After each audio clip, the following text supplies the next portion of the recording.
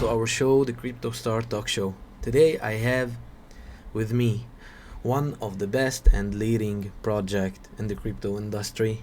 I have with me Team Bictory, business developers of Bictory Exchange. The website, their official website is bictory.io. Hello Ferdinand, hello Mark, how are you guys? Yeah, man, it's pretty based, man. Thanks for having us on. Yeah, it's pretty cool, man. Like we're doing some real cool stuff right now, and yeah, we're just looking to get our name out there, and got some big things lined up for November. So yeah, we're happy to be here. I, Yeah, awesome to be here, Joseph. Thanks for having us. And yeah, excited to talk a little bit about Victory, what we got planned, and yeah, what's to be expected. Okay, that's amazing, guys. And yeah, actually, like you're the first exchange, like you have ADEX and centralized exchange also on Concordium, which is actually quite nice. Like, if I want to ask you the first question, like, why Concordium? Yeah, I'll take that one. So initially, when this whole project started about 3 years ago, 2019, late 2019, early 2020, there was this 2020, there was this DeFi boom. But something that happened along the way, we also had $2 billion worth of rug pulls in USDT or whatever stables. And it kind of showed us, or it showed the project that, look, there needs to be a safe space for investors, entities, institutions, you name it. Because this whole industry, for it to achieve mass adoption, we need to start focusing on being regulatory compliant.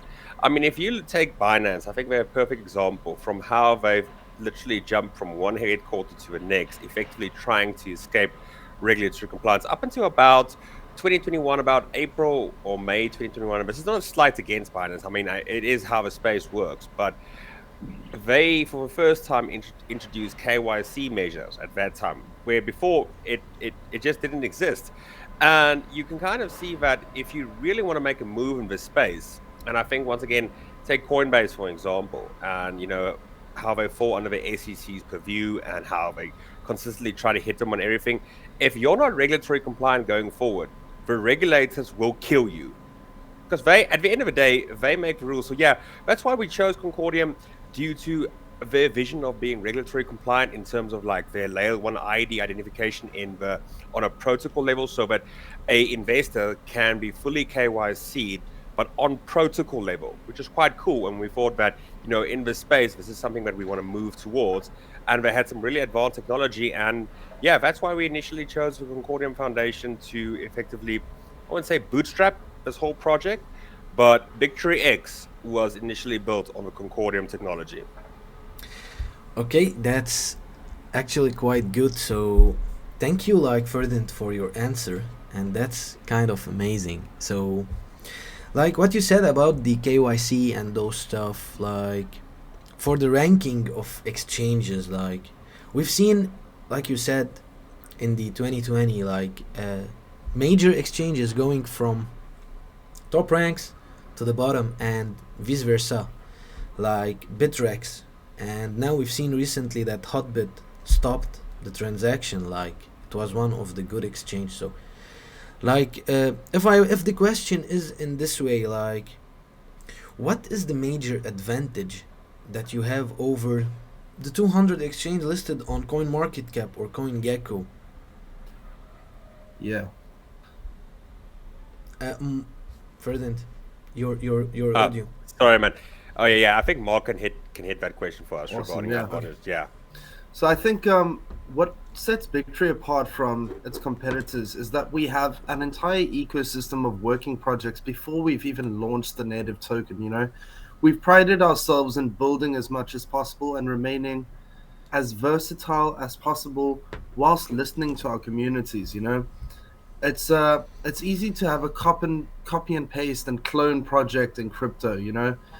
But what really sets you apart is being innovative and remaining as forward thinking as possible and trying to sort of see where the market's going, see where the trends are going, see what people actually need, because that's super important right now. It doesn't help you build $1 million product that no one's going to use. And Bictory, I think that's our mindset at the moment. We We want to build products that are going to onboard people, improve accessibility, improve adoption, and that way, once we have these people onboarded into our ecosystem, we can keep growing, we can keep developing, keep building. And yeah, that's kind of, I think, what really, really separates Bictory, as well as our partners. You know, we have some awesome partners too that are really pushing us. That's great actually. So yeah, like you mentioned in your answer, Mark, like those big exchanges, like we've seen, like especially today and after all the rug pulls that Ferdinand talked about, like people are now afraid, and from project and now from exchange after the recent event that happened. So what are like your strategies to make this FUD go away or to make Yeah, people trust you? that's a very good example, and I think one thing that's severely lacking in this space, and something that I won't say grinds my gears exactly, but there's this over glorification or maybe deification rather of being anonymous. And I kind of think to a certain extent that's a meme because the government has your credit card, your social security number, your socials, your ID. I mean, if somebody wants to track you down and they have the resources, they can find you very easily. It's not really a problem. So I think in the 21st century, we're moving towards an information age and a digital age. And yes, in certain cases, I believe privacy is very important. So let's say you're trying to send funds to like a war-torn region, or you need to be anonymous in terms of being a journalist or something like that, then yes. But this is in a very, very small capacity. I think, and this is my personal opinion, and I believe it's an opinion shared by Bictory as well, is that in order to get people to trust you, institutions and investors, you need to be open source and transparent in your dealings and say, hey, here we are. We're looking to do business with you. We're looking to add value to your life, but we're not going to run away. We're here for the long run. And at the same time, that's just saying words. I mean, that doesn't really mean anything just saying it. But we partnered up with one of the premier KYC companies or projects in the Web 3.0 space, Assure DeFi, one of our main partners. And they're quite big in the space, and they're pretty much a first mover in the space where they would offer KYC and AML services to projects, knowing that if something goes wrong here, that investors in said project would have a legal recourse. So like our whole suite team of executives have been fully KYC'd. So like if I decide to pull the rug today, like I'm getting arrested. Like there is legal recourse. My information will be leaked, my passport, my documentation, all of that, and I will most probably go to jail, assuming that they can catch me. But yes, I mean it's a global village right now. I mean, I think if you look at Do Kwon, right, I think it's a perfectly good example. I mean, Interpol is really, really hot for him right now, and the South Korean government. I spent about 2 years there. I know how those guys operate, and he's gonna go to prison. He's going to go for prison for many a year. He kept shit posting on Twitter, kept memeing and all of that. But the long arm of justice, I'm not going to say the word right here now because I think it might be a little bit too intense, but it's going to come for him. It's really going to come for him. So we don't just say we're fully open and transparent. We really are. And I think that is how you build trust by, ensuring investors that, look, man, our smart contracts have been audited by a hacker, top level specialists. These are the best in the business. Pen test by internal OPSEC team. Penetration test by a hacker. KYC assured. The fact that we only list projects on the NFT side as well as the SEC side that have been fully KYC verified. Legal papers being drafted to determine that this is not a security offering. And also, we don't list rug pulls. And I think that in kind of like this boom in 2021, I mean, when money starts rolling and you start seeing all these dollar bills, I think exchanges and projects start to get a little bit, I wouldn't call it lenient per se, but they start overlooking. And then suddenly you just wake up one morning and you see all your funds have been drained. And this has happened multiple times on tier 2, tier 3, tier 4, smaller exchange. So how can you look to push mass adoption going forward? If you can't even secure the viability of your users' funds, I mean, come on, like, are you for real? Like, I mean, are you for that's just not acceptable, is it? Yeah, you know, I you're totally right. I agree on everything you said, and that's the question I wanted to ask. Like you answered a part of it. Like yeah, we've seen, especially like last year, it was the booming of it. Like the listing price skyrocketed in multiple exchange. Quality didn't matter anymore. So we've seen big exchanges like having rug pulls.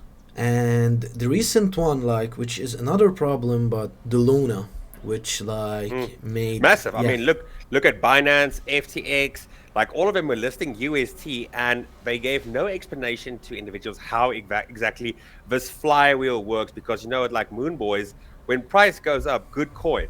That's all it is. It doesn't matter about the tokenomics. yeah, Price goes up, good coin. Price goes down, man, this is a shit project, rug pull, scam. That's how the space works. And you know, you had to look at UST, and if you just opened like the documentation of like how anchoring exactly works, like in what world, tell me, is 20% APY sustainable? Like, where is the yield coming from? That's a massive problem in DeFi as well. Like, where is the yield coming from? Like, if you took like 1 second or like 5 seconds to kind of like just read through this, you would know that this is not sustainable. Like, it's literally designed. It's quite literally a Ponzi. It's just yeah, it's a well obfuscated one, but Binance didn't care. Like FCX didn't care. They listed UST because why? Because the money keeps going in, and then suddenly CZ is up in arms, like, oh, look, man, we always say do your own research. I mean, come on, like you're the godfather of the space, man. Like you knew what you were doing. Don't yeah, tell me CZ and SPF and those guys did not know what UST was. I mean, SPF is a mathematical quant. I mean, he's running FTX. Shangpeng Zhao is literally the godfather of his space.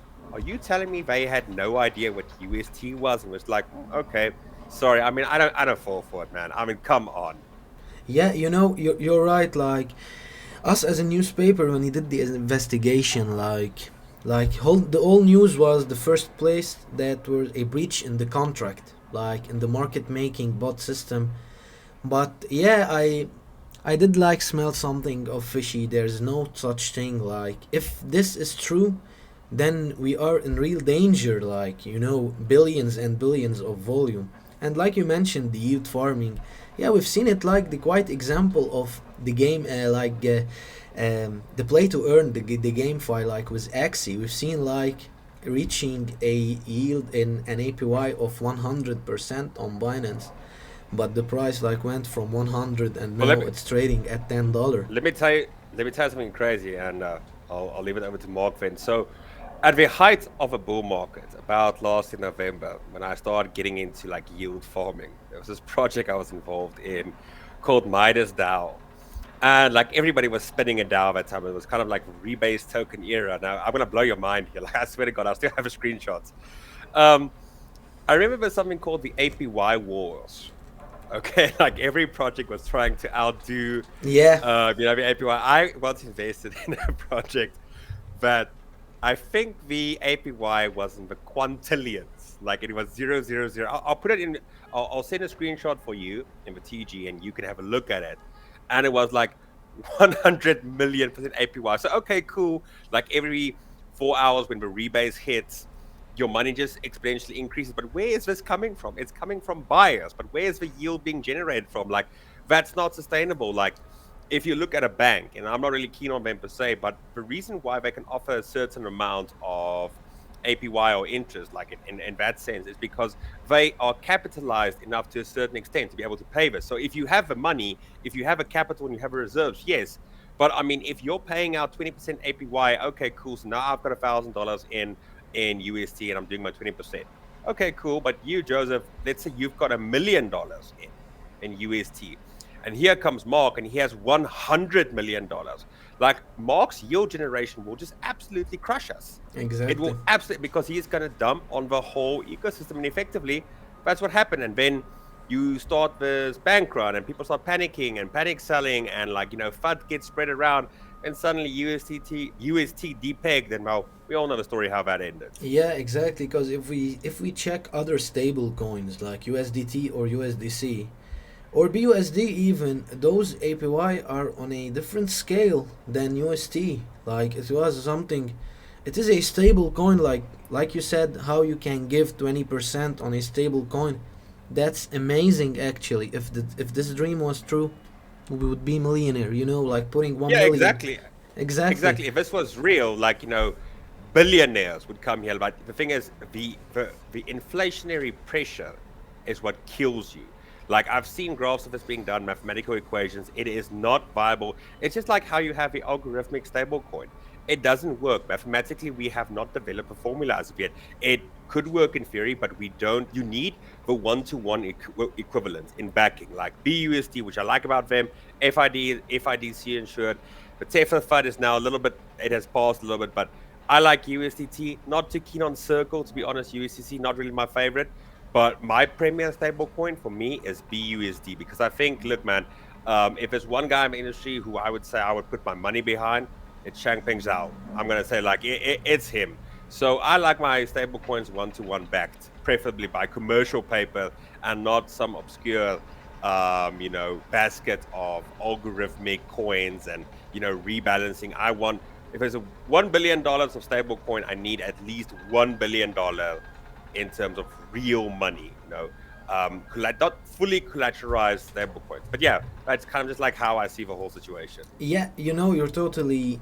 I agree on this one. If I want to ask you like a little question, the last one about this whole procedure, like the USDT, we've seen the SEC and the law regulation that they are printing USDT with no backed USD dollar.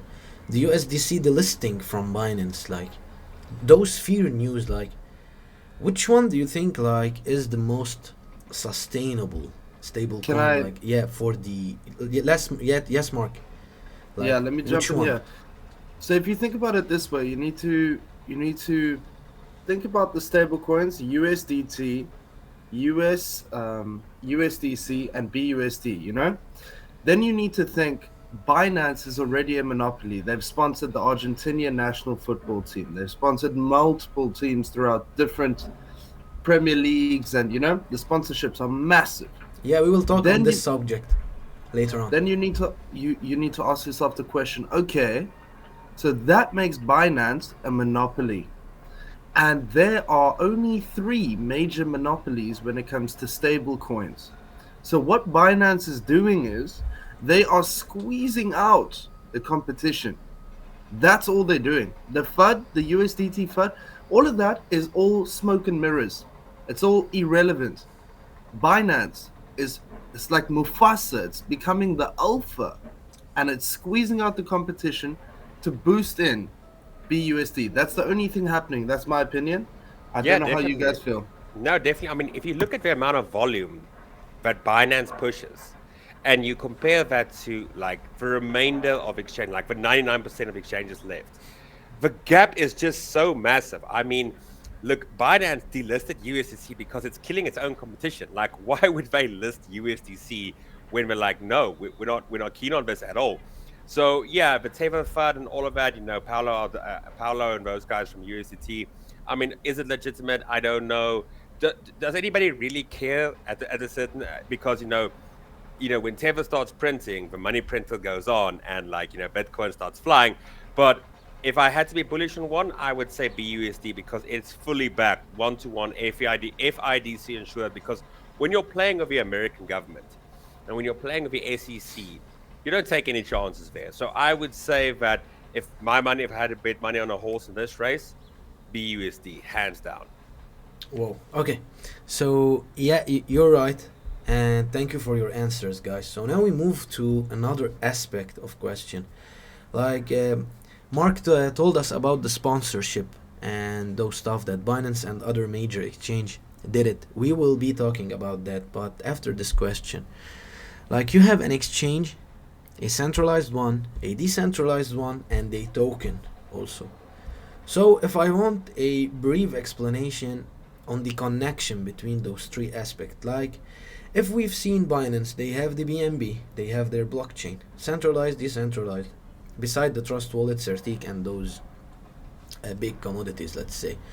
So if we check crypto.com, also they have their token, their blockchain.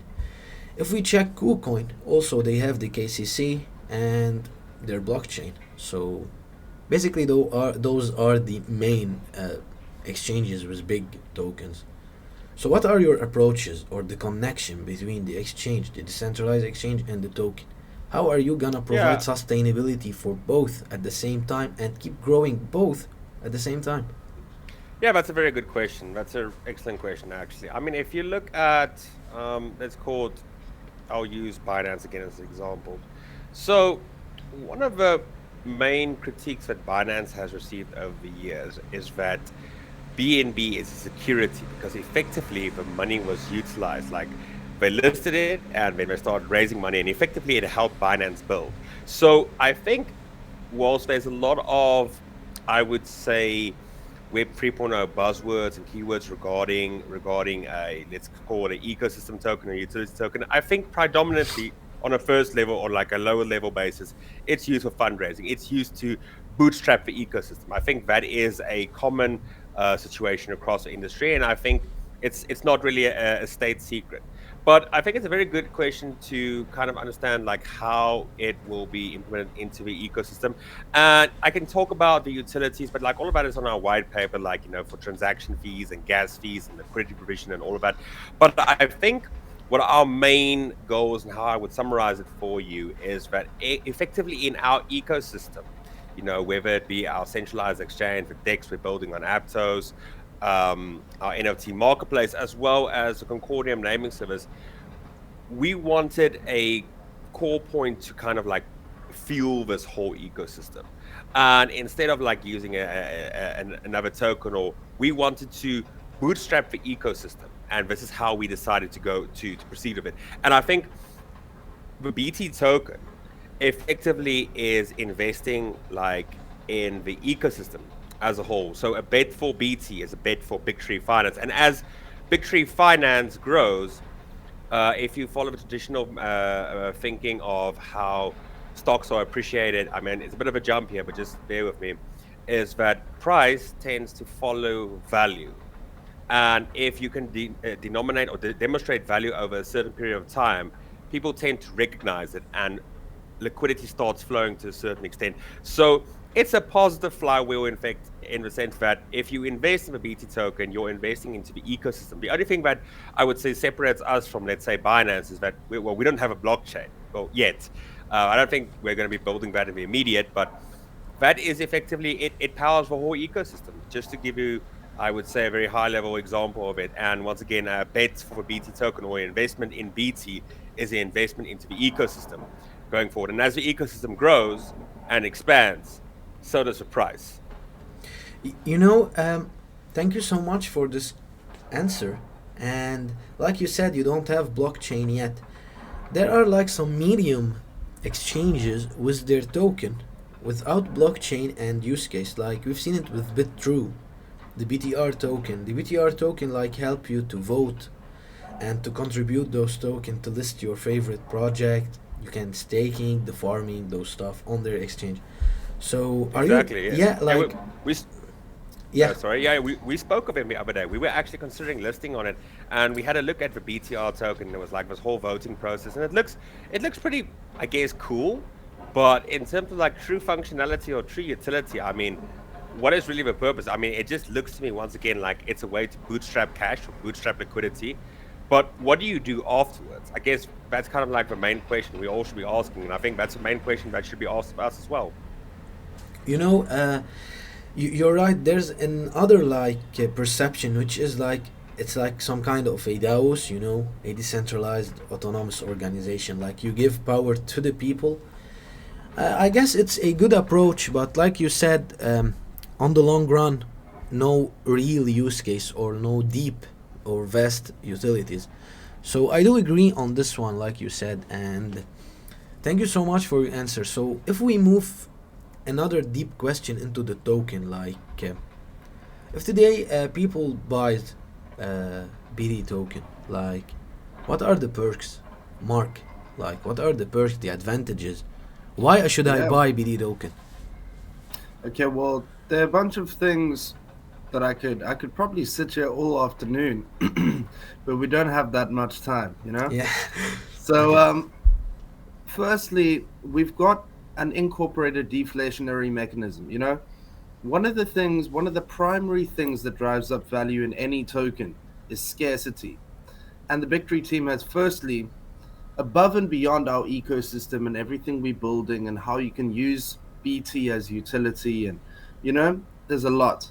But we have a deflationary mechanism, which means that the company is actively committed to purchasing back BT and burning it. And that's similar to what BNB did. Binance did that, and I would say that worked out pretty well. When you reduce the supply, a lot of good things happen. And with BT at the moment, we literally are just getting started. And a lot of projects say it, but we put our money where our mouths is. We have the projects, we have the products, we have an awesome team. Our social media is actually taking off at the moment, man. I think we nearing. We've got more than 10,000 followers in the last, I think, less than 10 days. It's insane, man. Things are just speeding up. Our backers, Fadi, what else, man? Yeah, definitely. And I just like to add what Mark was saying there is that at the same time, there's this deflationary mechanism that's built in. And once again, just burning at the same time, it has a bit of a negligible effect. But if you can supply that with a demand for the token, so once again, this is kind of like our thinking, as this ecosystem grows and the supply reduces, and we just expand more, then the supply goes down and the price goes up. So once again, I think to just summarize it, investing in BT is investing in the ecosystem.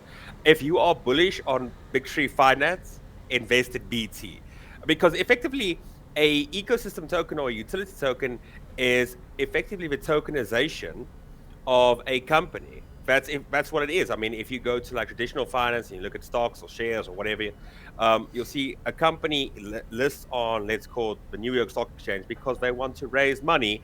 And if you look at this company and you think, hey man, Apple's got some serious potential, I want to invest in Apple, I want to get a piece of Apple. You were mentioning voting rights earlier, and also effectively to become not just a investor but a participant in the whole of Bictory Finance's ecosystem.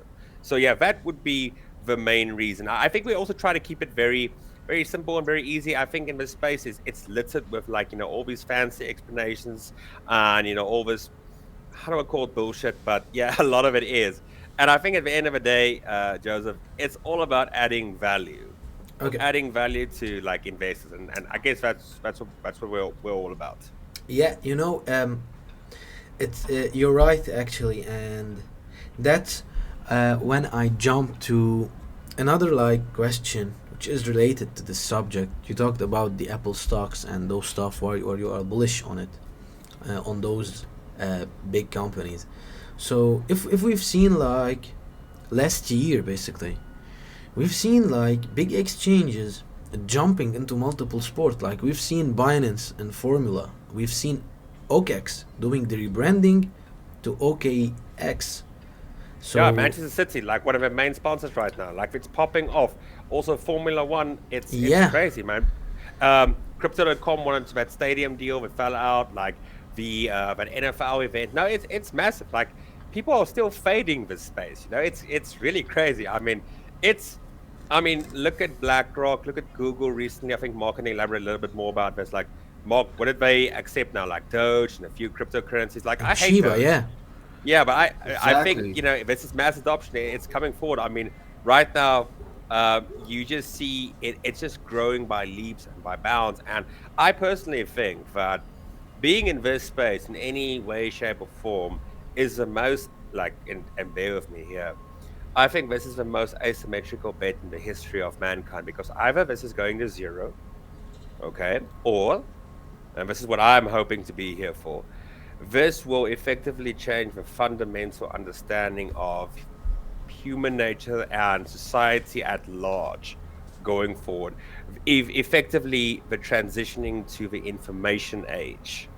Okay, That now is what I'm looking at. so what's your strategy? Like big exchanges, they have sponsors in multiple games. They have ambassador program. They have academy. Like, what is your approach on a marketing scale, let's say, or a Okay. brand identity for Okay. Victory? Yeah, perfect. That's a very good question. So I think myself and Mark, being the lead business developers, we've had this discussion multiple times over the past few months. And what we decided, and this is also public knowledge, is that once you start a new company, you should always look at what the top guys are doing and try to emulate them, but understand that their resources are so vastly greater than yours that don't try and copy them. Look at what they're doing, and that should be your initial benchmark. But what we had to look at is that now you have Binance, Coinbase, FTX, Kraken. Let's call it like the big four, the big five, with KuCoin and Gate, all those guys. They're massive. Like they're massive. Like you're not touching them. But if you go to, let's say, I've myself and Mark, we've dealt with some exchanges here, like with top 50, and I will tell you, Joseph, like it's not hard, hey. It's really not hard. Like the customer service is non-existent, like spelling errors, grammatical errors. It's just like it looked to us that these exchanges, the only reason why they initially achieved success is because they had a first mover advantage in 2017 or 2018, and then they like made a lot of money, and they were like, okay, but now we can be complacent. Like the cash cows here, and they just effectively rode it all the way through like the biggest bull market in the history of mankind. And now it's like, okay, what do we do right now? Like we created this thing, but do we actually even know how to run a business? Like, were we profitable because we had a good structure in place, or were we profitable because we were at the right place, right time? And I think a lot of exchanges are kind of learning that the hard way right now, because it's built by a bunch of techies and like IT specialists. There's nothing wrong with that. It's the way the world works. But I think there's a general lack of business savvy in this space, and something that I've seen from from the top, from some of the most top exchanges to effectively down to exchange number 521 if you look at CMC or CG. So yeah, we're looking to effectively breach the lower end of the market in terms of affordability. So we're not trying to target the best. We're trying to be, I wouldn't call it the budget buy exchange. That's a little bit of a silly term, but we're looking for quality projects that have a very limited budget initially, that can't pay the 500,000 that Gate requests or KuCoin requests or like Binance.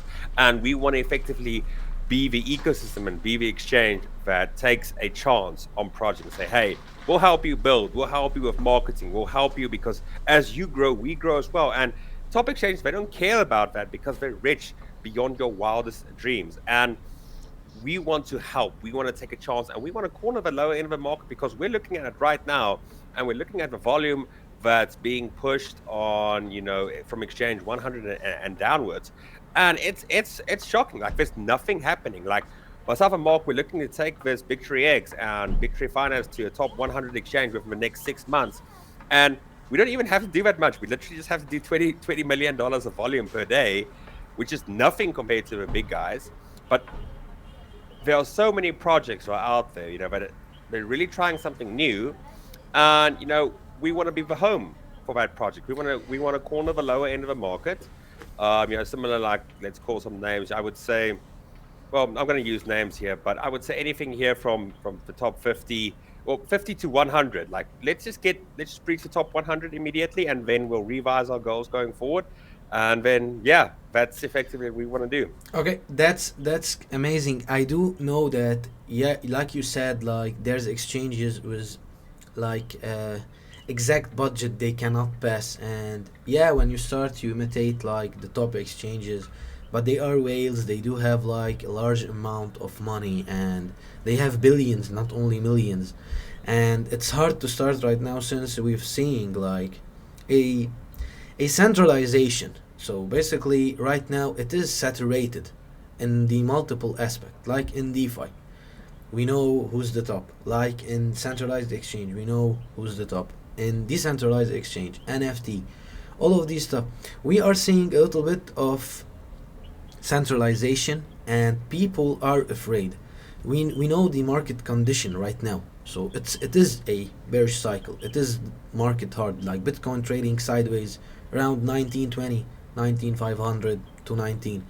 So, and those are the most like toughest moment. Like we've seen Vitalik saying welcome to crypto winter, and this winter maybe it's gonna be like a Game of Thrones winter, like we don't know till when. So, and Well, those, yeah. Joseph, I'm sorry to interrupt you. I think that's a perfect, like you couldn't have said it better. Look at the top 100 tokens circa 2017.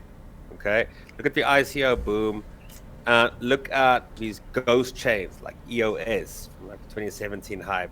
don't exist anymore. I mean, these are ghost chains. So this space changes so rapidly that if you don't adapt consistently, who's to say you'll be here in 5 years from now? I mean, I'm pretty sure Binance will be here, and FTX and Coinbase and Kraken and like the behemoths. But in my personal opinion, any exchange here from, I would say, outside of a top 10, outside, let's call it the top 15, they need to seriously start looking at how to innovate and how to go forward, because currently Binance is just gulping up the market. And I mean, just look at the Burj Khalifa recently. Binance was just shilling themselves. I mean, come on, man. Like, you need to start focusing and you need to start adapting. And complacency has been rife in this industry. So I think any exchange, I would say, let's call it conservatively, that's outside of the top 20. They need to start, having a very honest chat of themselves. Yeah, you're right, but my question is like right now for Mark, like in these harsh conditions, like before, like multiple project will get listed, let's say on we know the hype, like they go on Bitmart, they level up, they pay like $80,000, and the big numbers. Right now, we don't see it anymore, and people are afraid. And that's like those are hard to time, those that separate like the long-term project from the unstable project. And right now what we need is sustainability. Like, what is your sustainability strategy, Mark? Mm. So essentially what we recognize at the moment is that the first thing that grows the crypto space is adoption. And adoption only happens when you have major corporate companies like Google saying, hey guys, we recognize crypto, let's onboard. And teams like Argentina's national football team saying, hey, we recognize that this crypto stuff is legit, we're going to make them a sponsor. Once that starts happening, we start seeing this growth curve of sustainability take off. And before this, what's very interesting in this cycle versus the previous cycle is that the bear market in the previous cycle was very quiet. People were building, but it was super, super quiet. And now in this cycle, we see so much more building. We see crypto Twitter still going. Price is tumbling, but people are still interested. They want to stick around here. They want to know more. So what makes this sustainable for Bictory, I think, is also reliant on education. It's more than just an increase of 100%, an increase of 10 times, 100 times, 1,000 times. It's not a moon boy mission, It's about understanding the principles behind why traditional finance doesn't work and how printing infinite amounts of money is not sustainable versus how finite supply, decentralized governance of financial principles and monetary principles is more advantageous than the current system. I think that's how we improve sustainability. Thank you so much for your answer, Mark. I do agree 100%. Like, the most important key to succeed, especially in those conditions, are sustainability. And before the last question, like, we've seen it on those 2 years. Like, we've seen also Elon Musk like did mention it. Like, Twitter is bought, Instagram, Facebook, YouTube. Also on my channel, I get a lot of bot comments.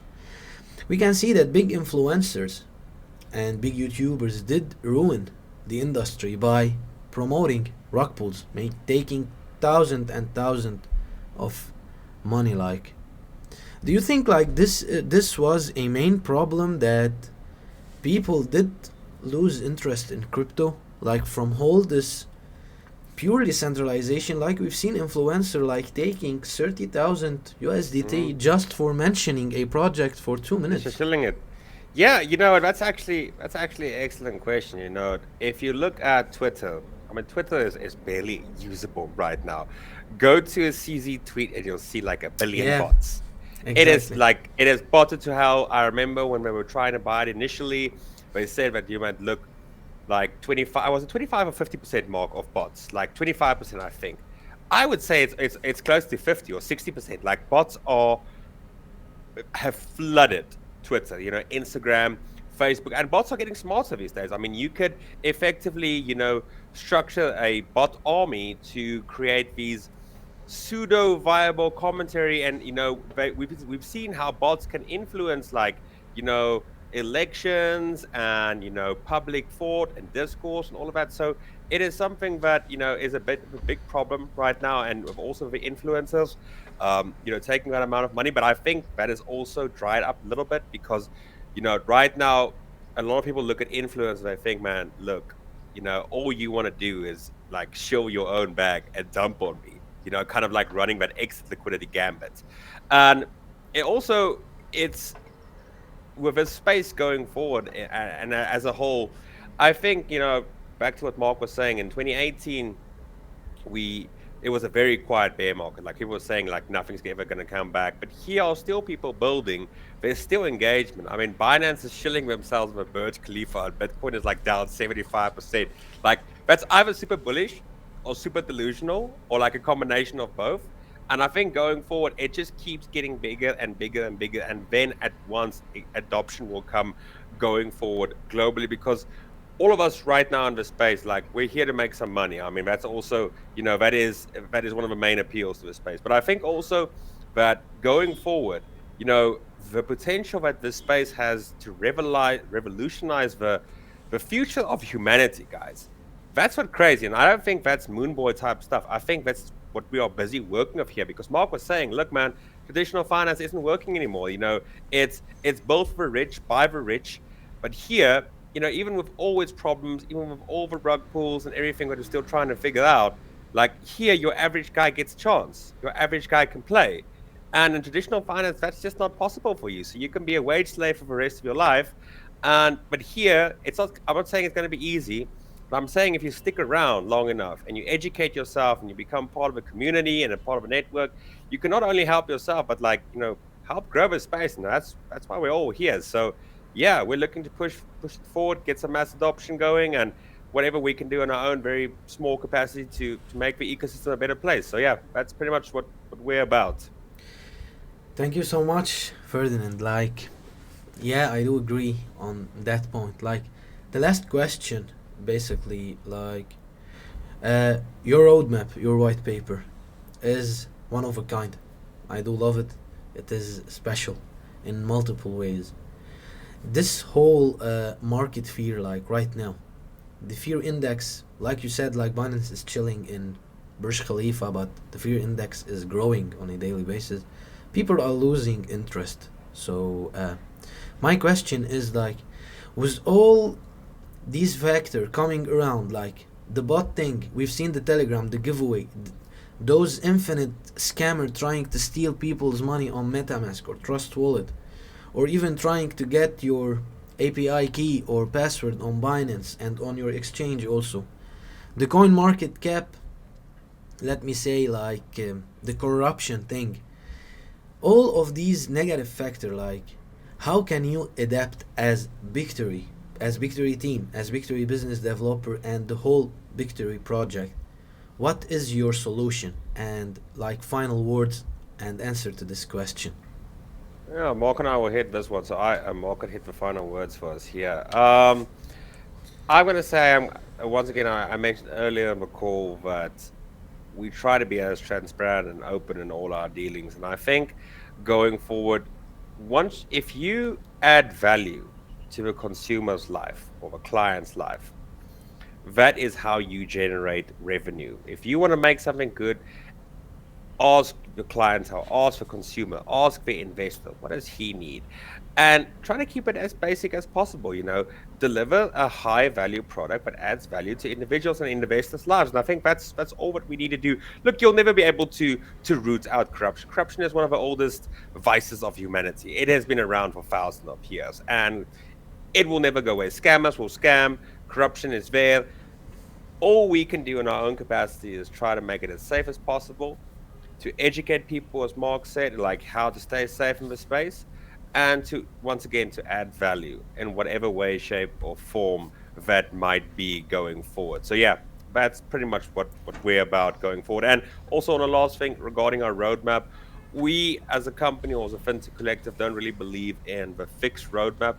We're kind of more a dynamic perspective or a dynamic approach, that we consistently look where there's liquidity, where there's demand, We go, we build, we expand, and we incorporate that into our ecosystem. So Mm. wherever there's a demand, wherever there's some liquidity to be found, that is where Bictory Finance will aim to be. So yeah, that would be my final words for today.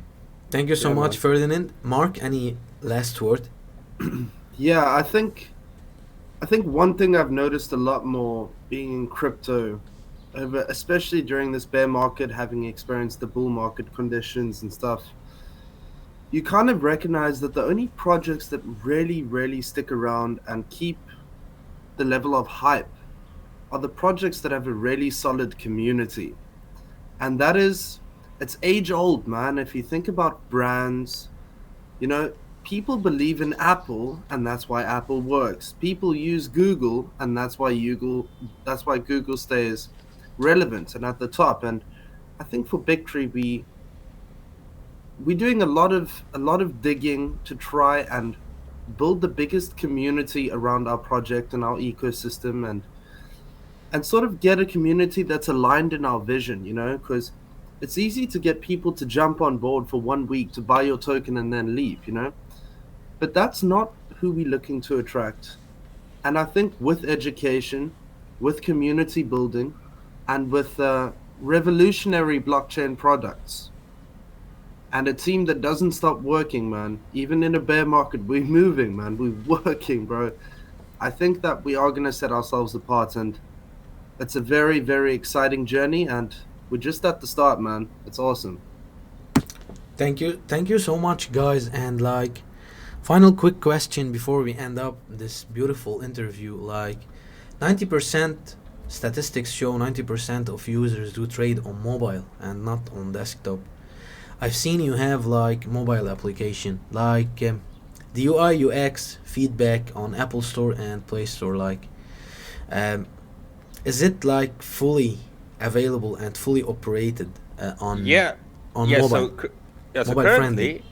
currently we don't have a dedicated app that has been developed. So we're looking at Q1 of next year. But if you take your phone and you go on to Bigtree, I would say that the UI UX is of such nature that you can trade. I think personally, and in my opinion, a lot of people and a lot of individuals do trade on their phone. I'm not particularly too bullish, but I like my laptop and like my PC. But I know that individuals, we live with our phones. It's something that we utilize the whole day. So yeah, that is something that we will be developing. Let's say Q1 of next year. That is in the pipeline right now. Because at the same time, um, also one thing that you need to do to drive adoption going forward. It's all good if you have a product, but if the UI and UX is shit, like nobody wants it. Yeah, Like you exactly. need exactly. So yeah, that's something that we're looking to do going forward. Yeah, we've seen it with a lot of exchanges. Like in the top 100, they are like 100 from 4 years, still 100 because they don't have mobile phone. It's not friendly.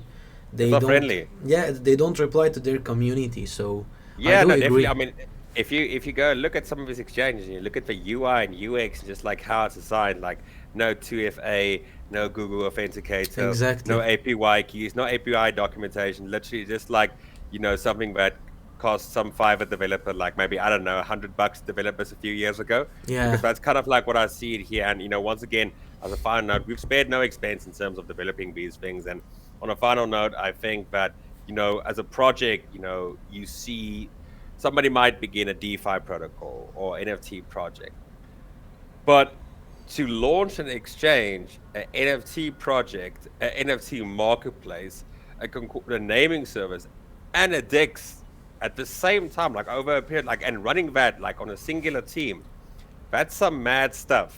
Like, I think once again that shows our ambition, and I think it also shows that the exchanges that we're talking right now to list our beta tokens. So we're currently in discussion of Gate, Mix, KuCoin, and these big guys. If they don't listen to you, they're not going to even talk to you unless they see that, look, man, you've got something going on here. So I think myself, I'm very proud of what we've done, and I believe Mark too, and the rest of the team. And yeah, it's just gonna be insane, man. I'm like super bullish on it. I know I say it a lot, but I think in this space, you don't have to be a genius. I just think you need to add value. Just add value to people, make people happy. If you can make them some money, even better. Because, like Mark was saying, it's horrible in the bear market, but we all remember 2020, end of 2020, 2021. when that bull market just starts flying, and like every day you wake up and you're like, oh, okay, Bitcoin is up like another Yeah, $10,000. That's insane, man. And I would love people to experience that kind of like with euphoria. It is truly beautiful. I mean, it's a bit delusional, but man, it is insane to see it, and it will come again. Like, uh, as with everything in life, it's cyclical.